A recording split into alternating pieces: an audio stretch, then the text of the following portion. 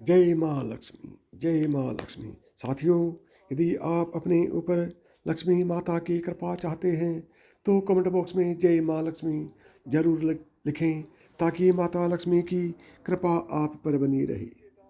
दोस्तों, आपने बहुत से लोगों को यह कहते हुए सुना होगा कि मैं इतनी पूजा पाठ करता हूँ लेकिन उसका पूर्ण फल मुझे नहीं मिलता। इस वीडियो में हम उसका कारण आपको बताएंगे। असल में जाने अनजाने में कुछ लोग पूजा के दौरान में कई तरह की गलतियाँ कर बैठते हैं जिसकी वजह से उन्हें पूजा का फल नहीं मिल पाता है और पूजा अधूरी रह जाती है। ऐसे में अगर आप गलत विधियों और नियमों के साथ पूजा करते हैं तो इसका विपरीत प्रभाव भी पड़ सकता है। चलिए जानते हैं कि घर और मंदिर में पूजा करने का तरीका क्या है। नंबर 1, किसी भी देवता या भगवान का पूजन करने से पहले स्नान किया जाता है। स्नान के पश्चात शांत मन से भगवान के सामने आसन पर बैठा जाता है। पूजा कभी भी खड़े होकर नहीं करनी चाहिए और ना ही खाली फर्श पर बैठकर पूजा करनी चाहिए। कुछ लोग पूजा करते समय जमीन पर ही बैठ जाते हैं जो कि बिल्कुल गलत है। जिस तरह से आपने भगवान को बैठने के लिए आसन दिया है ठीक उसी प्रकार स्वयं भी आसन पर ही बैठे। शास्त्रों में कंबल और कुश के आसन को पूजा के लिए शुद्ध माना गया है। नंबर 2, इस बात का भी ध्यान रखें कि पूजा का स्थान फर्श के घर के फर्श से थोड़ा ऊपर होना चाहिए क्योंकि भगवान अतुल्य और श्रेष्ठ हैं। इसलिए आप अपनी बराबरी में उनकी पूजा ना करें। पूजा के लिए भगवान को किसी चौकी में या फिर फर्श से ऊंचे स्थान पर स्थापित करें। इसके अलावा पूजा घर में देवी देवताओं की मूर्तियों को कभी भी दीवार से सटाकर नहीं रखना चाहिए। पूजन करते समय आपका मुंह उत्तर या फिर पूर्व दिशा में ही होना चाहिए। घर या किसी भी मंदिर में पूजा संपन्न करने के बाद में भगवान से अपनी भूल के लिए उनके समक्ष क्षमा याचना जरूर करें। इससे परमात्मा आपके द्वारा जाने अनजाने में की गई गलतियों को क्षमा करते हैं और आशीर्वाद देते हैं। नंबर 3, पूजा घर हमेशा घर के ईशान कोण में ही रहना चाहिए। पूजा घर में किसी एक देवी देवता की मूर्ति एक से ज़्यादा नहीं होनी चाहिए। घर के मंदिर में किसी भी भगवान की मूर्ति 9 इंच या 22 सेंटीमीटर से छोटी होनी चाहिए। इससे बड़ी प्रतिमा घर में रखना शुभ नहीं माना जाता। बड़ी प्रतिमा को मंदिर में रखना चाहिए।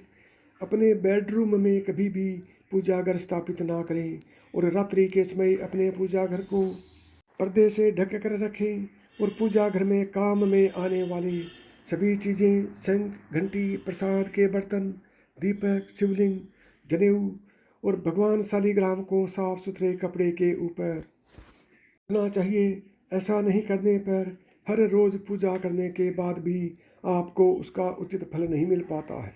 नंबर 4, शास्त्रों में उल्लेख है कि घर या मंदिर कहीं पर भी यदि आप सूर्य अस्त के बाद रात के समय पूजा करते हैं तो इस समय ना तो शंख बजाना चाहिए और ना ही घंटी बजानी चाहिए। ऐसा माना जाता है कि सूर्यास्त के बाद देवी देवता शयन के लिए चले जाते हैं और ऐसे में उन्हें जगाना सही नहीं माना जाता। इसलिए इस बात का सदैव ध्यान रखें कि सूर्यास्त के बाद घंटी और शंख बिल्कुल ना बजाएं। 5, अक्सर लोग पूजा करते समय सिर्फ धूप जलाते हैं लेकिन यह गलत है। किसी भी देवी देवता की पूजा करने से पहले दीपक जलाना अनिवार्य माना जाता है। ऐसी मान्यता है कि दीपक भगवान के प्रति हमारी भक्ति भाव, हमारे द्वारा चढ़ाया गया प्रसाद, धूप और अन्य कार्यों का साक्षी होता है। अगर आप पूजा करने से पहले दीपक नहीं जलाते हैं तो भगवान तक आपकी प्रार्थना कभी नहीं पहुंचती है। आजकल ज़्यादातर घरों में अगरबत्ती का इस्तेमाल किया जाता है परंतु कभी भी पूजा करते वक्त अगरबत्ती का इस्तेमाल नहीं करना चाहिए क्योंकि अगरबत्ती में बांस की डंडी का इस्तेमाल किया जाता है। हिंदी शास्त्रों में पूजा में बांस का इस्तेमाल वर्जित माना गया है। इसलिए हमेशा पूजा में दीपक का इस्तेमाल करना चाहिए। नंबर 6, अपने मंदिर या पूजा घर में कभी भी नग्न मूर्तियाँ न रखें। देवताओं के लिए वस्त्र सिलकर पहनाएं। आजकल बाजार में भी देवी देवताओं के वस्त्र उपलब्ध हैं। आप चाहे तो बाजार से ले सकते हैं। हमेशा देवता की पसंद के अनुसार या फिर शुभता को ध्यान में रखते हुए ही वस्त्र धारण करवाना चाहिए। सूर्य, गणेश, दुर्गा, शिव और विष्णु ये पंचदेव कहलाते हैं। इनकी पूजा सभी कार्यों में अनिवार्य रूप से की जाती है। प्रतिदिन पूजन करते समय इन 5 देवों का ध्यान अवश्य करना चाहिए। इससे माता लक्ष्मी की कृपा और बुद्धि प्राप्त होती है। नंबर 7, आप चाहे किसी भी देवी देवता का पूजन कर रहे हों, लेकिन सर्वप्रथम हमेशा भगवान गणेश को ही प्रणाम किया जाता है। किसी भी हवन या शुभ कार्य की शुरुआत में भगवान गणेश को प्रणाम करके ही जाती है। ऐसा कहा जाता है कि भगवान गणेश को प्रणाम किए बिना पूजा करने से उसके फल की प्राप्ति नहीं होती है। 8, बिना सिर ढके पूजा नहीं करनी चाहिए। मान्यता है कि बिना सिर ढके पूजा करने से इसका पूर्ण फल आपको प्राप्त नहीं होता है। पूजा के दौरान सिर ढकना भगवान के प्रति श्रद्धा भाव को दर्शाता है। पूजा के दौरान सिर ढकने का धार्मिक कारण के साथ वैज्ञानिक कारण भी बताए गए हैं। इसीलिए स्त्री हो या पुरुष पूजा के दौरान सिर जरूर ढके। कभी भी भगवान को एक हाथ से प्रणाम नहीं करना चाहिए। हमेशा पूरी तरह से झुककर दोनों हाथों से प्रणाम करना चाहिए। नंबर 9, जब भी आप पूजा करने किसी मंदिर में जाते हैं तो आपको मंदिर में जो प्रसाद मिलता है उसे मंदिर में ही खाना चाहिए। भले ही आप उस प्रसाद का थोड़ा सा हिस्सा ही मंदिर में खाएं, बाकी हिस्सा घर ले जाने के लिए रख सकते हैं। ये ईश्वर के प्रति आपकी सच्ची श्रद्धा का प्रतीक है। आप जब भी मंदिर जाते हैं तो आपको एक बार घंटा जरूर बजाना चाहिए। ऐसा माना जाता है कि घंटा बजाने से आपका संदेश सीधे ईश्वर तक पहुंचता है। घर में पूजा करने के बाद शंख घंटी को बजाना महत्वपूर्ण माना जाता है। इससे घर में सकारात्मक ऊर्जा आती है। नंबर 10, हमेशा इस बात का ध्यान रखें कि कभी भी दीपक से दीपक नहीं जलाना चाहिए। शास्त्रों के अनुसार जो व्यक्ति दीपक से दीपक जलाते हैं वह रोगी होते हैं। नहाने से पहले ही भगवान को चढ़ाने के फूल को तोड़ लेना चाहिए। नहाने के बाद फूल तोड़ने पर फूल स्वयं को चढ़ाया हुआ माना जाता है। ऐसा शास्त्रों में कहा गया है। पूजा पाठ करते समय या फिर किसी भी समय दीपक, शंख, भगवान की मूर्ति या तस्वीर, सोने के आभूषण और शालिग्राम को कभी भी सीधे जमीन या फर्श पर नहीं रखना चाहिए। नंबर 11, घर या मंदिर में पूजा के समय भगवान की आरती करते समय भगवान विष्णु के सामने 12 बार, सूर्य देव के सामने 7 बार, देवी दुर्गा के सामने 9 बार, शंकर भगवान के सामने 11 बार और गणेश जी के सामने 4 बार आरती घुमानी चाहिए। इससे पूजा पाठ का सकारात्मक फल मिलता है। आपको किसी भी मंत्र का जाप करने के पश्चात आसन के नीचे की भूमि को स्पर्श कर नेत्रों से लगाना चाहिए। इससे आपको जप के पूर्ण फल की प्राप्ति होती है।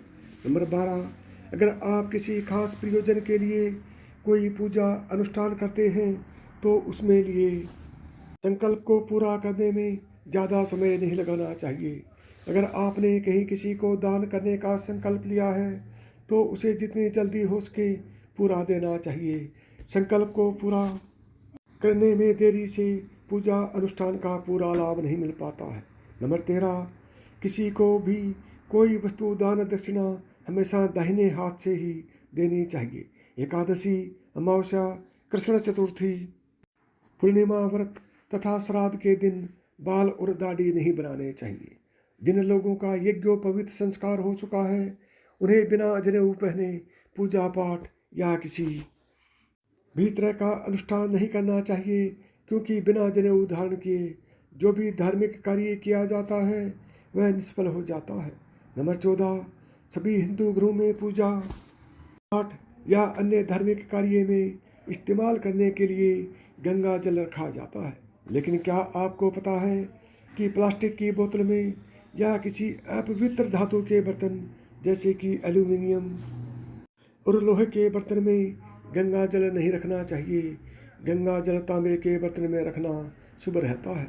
नंबर 15, अगर पूजा करने के लिए मंदिर जा रहे हैं तो आपको हमेशा अपने घर से ही लोटे में जल ले जाना चाहिए। कभी भी मंदिर में रखे जल से ईश्वर का जलाभिषेक नहीं करना चाहिए। जब भी आप जल चढ़ाकर मंदिर से वापस आएं तब आपको ध्यान देना है कि जल का लोटा कभी भी खाली घर वापस ना लाए। यदि आप जल भरकर मंदिर से वापस लौटा लाते हैं तो इससे शुभ फलों की प्राप्ति होती है आपको। तो साथियों, यदि मेरी बताई हुई इतनी बातों में आपको एक भी बात पसंद आई हो तो वीडियो को लाइक और ज़्यादा से ज़्यादा शेयर जरूर करें। साथ ही कमेंट बॉक्स में जय माता लक्ष्मी जरूर लिखें ताकि माता लक्ष्मी की कृपा आप पर बनी रहें। और चैनल को सब्सक्राइब करें, आल को दबाएं ताकि मेरे आने वाले प्रत्येक वीडियो का नोटिफिकेशन आपको सबसे पहले मिले। साथियों, प्रेम से बोलो जय माँ लक्ष्मी की।